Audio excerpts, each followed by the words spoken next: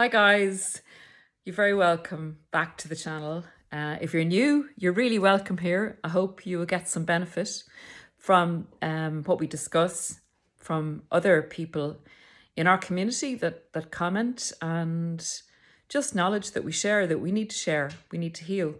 We need to understand what narcissism is, and we get to know ourselves a lot better in the healing process as well. So it can really be a journey of immense value in our lives. But fundamental is to get educated on what NPD is, narcissistic personality disorder, in order to, one, understand what we've been through, two, unentangle ourselves from this very toxic, dark energy, this person, and three, to be able to understand ourselves better, to move forward and to avoid that type of dynamic in our lives, in every aspect of our lives, in familial, with friends, in the workplace, and particularly as I concentrate on here, the intimate relationship with the narcissist. The intimate relationship is probably one of the relationships that you can see narcissism, you can see the traits of narcissism most intensely and most fully and wholly. And those traits can be transferred into any relationship you have with a narcissistic person. So guys, today, I'd really like to unravel this thing that, it's a question people have. Like, I was a great supply, people will say to me, and why didn't the narcissist stay with me? I mean, they really left a really good situation here, and they went on to someone who honestly I think is my inferior, even though that's not the way I think. But just looking at all aspects of myself, the person they moved on to, I just can't figure it out. I cannot figure it out. And, I can see now, maybe further down the road, that they're in a really bad situation. So why on earth's name would they have left a good source of supply? And then other people will come and say, look, my life has not improved since the narcissist left, and I'm lonely and I'm in a lot of pain. People haven't recovered. It takes time to recover. It takes a lot of work to recover. And if the time hasn't passed and we haven't been able to put the work in as yet, having the narcissist back can actually, even though that's very unimaginable when you're further down the road of healing, having the narcissist back to kind of put a salve on your pain and to take the loneliness away, the mind works at convincing us that, hey, it might not be so bad. Like, I can modify my behavior. I can, give the narcissist great supply and they can give me good times again and stuff like that. And it just doesn't work like that. It doesn't work like that, guys. You need to get further down the road of healing in relation to that kind of thought process. So I want to try and explore the title of the video, and that is, nobody is good enough for the narcissist. No source of supply is good enough for the narcissist. Sorry, that's my mate Remy chewing on a bone. So if you hear any suspect noises coming from the background, that's what it is. Sorry. I did ask him to be quiet, and he was barking earlier at something else, so let's hope for the best. Right, Paula, back to the video. Okay. Narcissists, guys, emotional reaction to a narcissist is like comparable to oxygen to a human being. Your emotional output and reaction to the narcissist, your emotional output has to be caused by the narcissist. So the narcissist, one, feels in control, feels powerful, feels they exist because they were able to cause an emotional reaction in you. It has to be emotional, and it can also be getting you to do something, to serve them or to give them money, to give them some type of benefit, but it has to be caused by them. And then they feel empowered, and then they feel they actually exist. It's like when Narcissus looks at himself in the mirror, he has to see the reflection back to exist, to believe he's alive. And that is the narcissist. That is their narcissism. Without anyone around them, sitting in a room on their own, they cease to exist unless they're on their phone or they have some sort of input. They're waiting on something to work. They have to be with people. They can't stay on their own for a very long amount of time, or they go very, very down. They can't, in fact, breathe. So the analogy I'd like to give is, I don't know, I'm sure you guys know someone who is asthmatic. Maybe depends on their inhaler. I know a good few asthmatics, and it's very, very scary when their chest gets very tight and they need to get that inhaler. So they will suck on that inhaler and they will feel great relief when they're able to breathe again. When the narcissist's fuel supply or emotional supply becomes low, they need that inhaler to survive. So they cannot go without that inhaler, without the oxygen that they need to survive. That is you and other people that provide it to them. I don't know, also if you've found with an asthmatic person, they may have a good few inhalers around the house and they take one up, they'll shake it and there's nothing left in it. They take a kind of a draft of it and nothing's coming out. They shake it again and can't get anything out of it. And then they'll go to the packet where they have a new inhaler and unwrap that. And they know, they're very happy then, they're confident that that inhaler is going to work for them for quite a long number of weeks or whatever. And I guess you know where I'm going with this. We are the narcissists' inhalers. We're their oxygen levels. And if we're not working, if we've gone down low, our supply is down low and they shake us and can't get any more out of us, they'll just go on to the next inhaler. They'll do whatever they can to survive, and they need oxygen to survive, which is emotional supply from people and their feeling of being in control of people around them to get their needs met. They are not able to breathe alone without the inhalers that are around them, and they, like you and I, need oxygen to breathe. It's as simple as that. So why did they leave you? Why did they leave a person who was doing everything for them, who was helping them out of their dramas, who was giving them money, who was bringing them places, who was doing their washing, who was enjoying good times with them, who was crying when they upset them? You'd think that was a full inhaler. Okay. Over time, there are two reasons why this inhaler is not going to supply them with everything they need. And also, a narcissist will need to know that there are other inhalers dotted around their house or their world.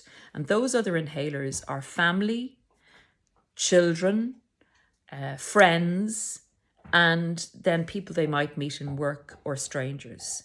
And they need to know that those other oxygen inhalers asthmatic inhalers are around for them, because supposing the main one they carry around, their main source of supply has to go away for a day or two, or is very busy, or just can't give them the supply they need at a certain time, or the narcissist is trying to correct you and is giving you a silent treatment or has given you a mini discard. They need to be able to pick up the other inhalers that are around and suck on them for a while.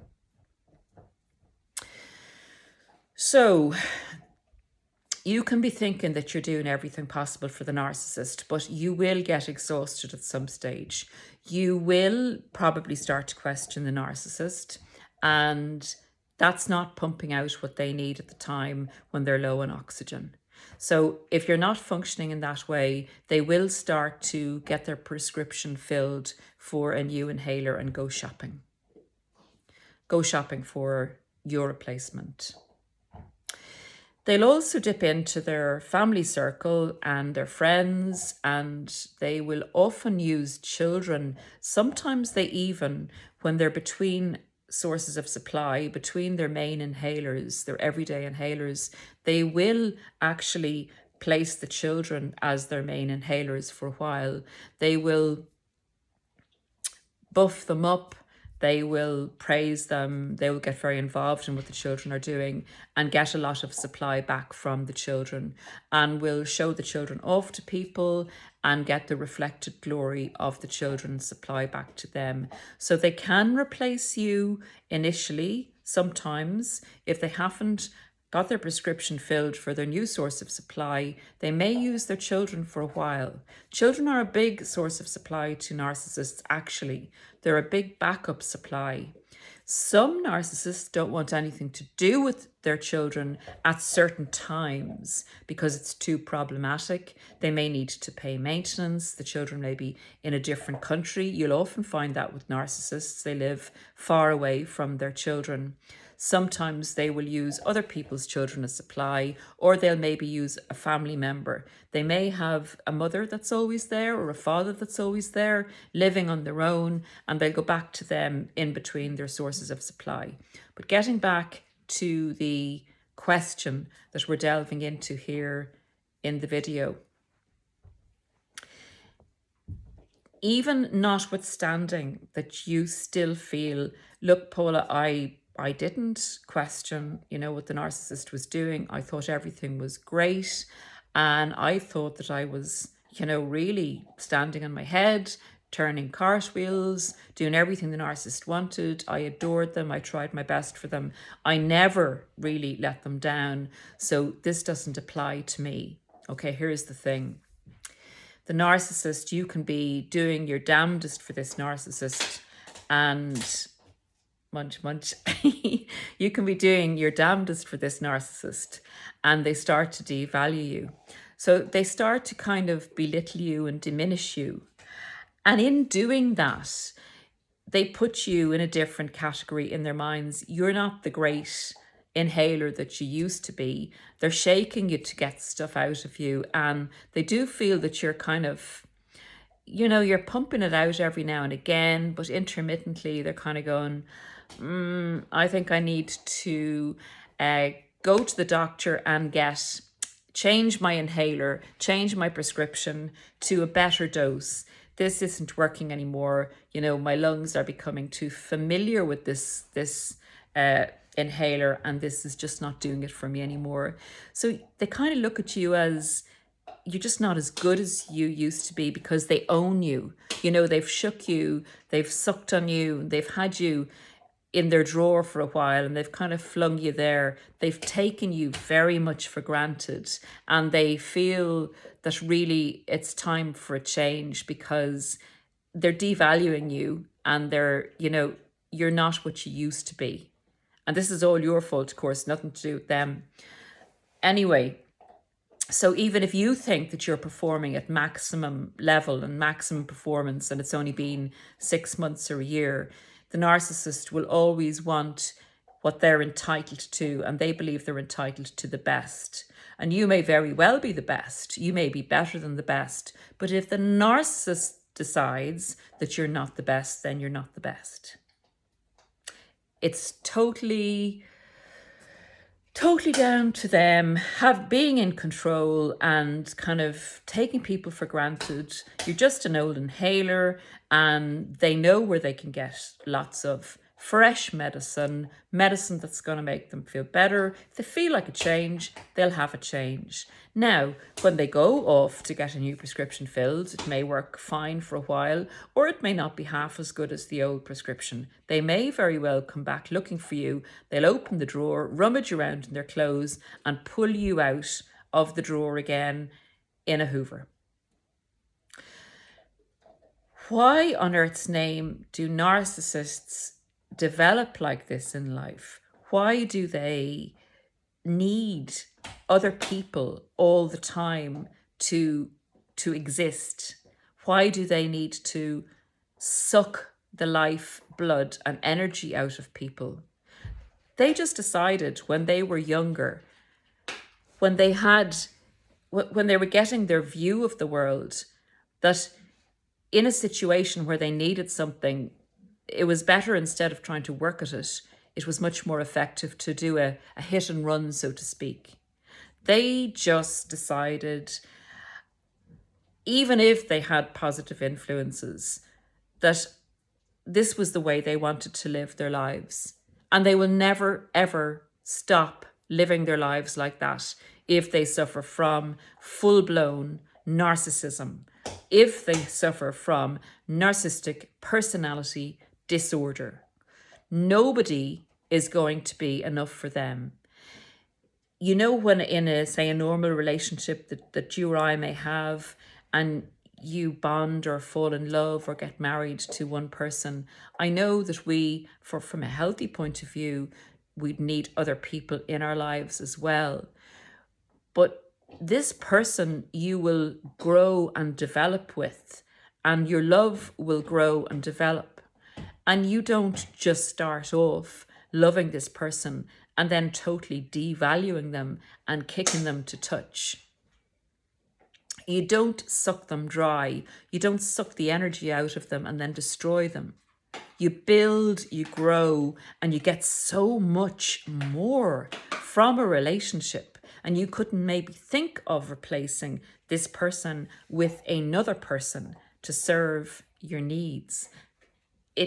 A human being doesn't work like that in any kind of a healthy, functioning state.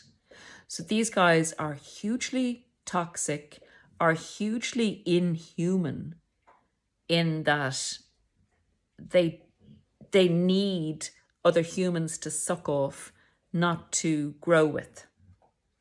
Guys, I hope that explains a little as to why a narcissist will chop and change their inhalers and will never just rely on one inhaler to do the job for them throughout their life. They always know that an inhaler is going to run dry for them, even if they, refill it. Refilling it means to love someone and to build them up. Even if they refill their inhaler, they're just going to chuck it aside and get a new one. That's the way they operate. I will see you again soon. Take great care of yourselves. Bye.